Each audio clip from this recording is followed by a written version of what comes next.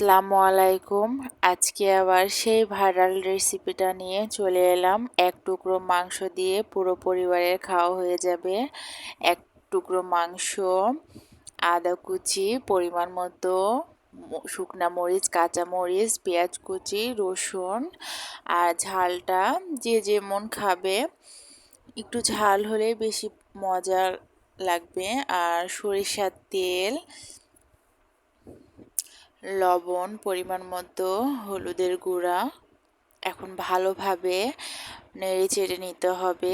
মাংসটা একটু ব্লেন্ড করে নিলে বেশি ভালো হবে।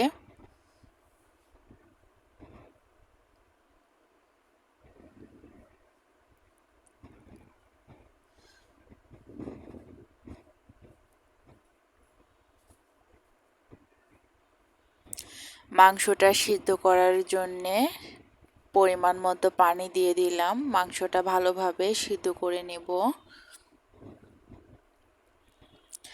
এই ভর্তাটা অনেক মজাদার, তোমরা বাড়িতে ট্রাই করে দেখো।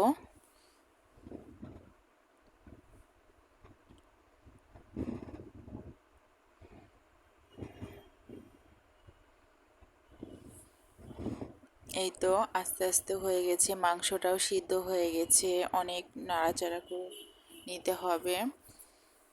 এই ভর্তাটা তোমরা ব্লেন্ডারেও ব্লেন্ড করে নিতে পারো, আর যাদের পাটাতেও বেটে নিতে পারো। আমি এই ভর্তাটা পাটাতেই বেটে নিয়েছিলাম, ভীষণ মজা হয়েছিল।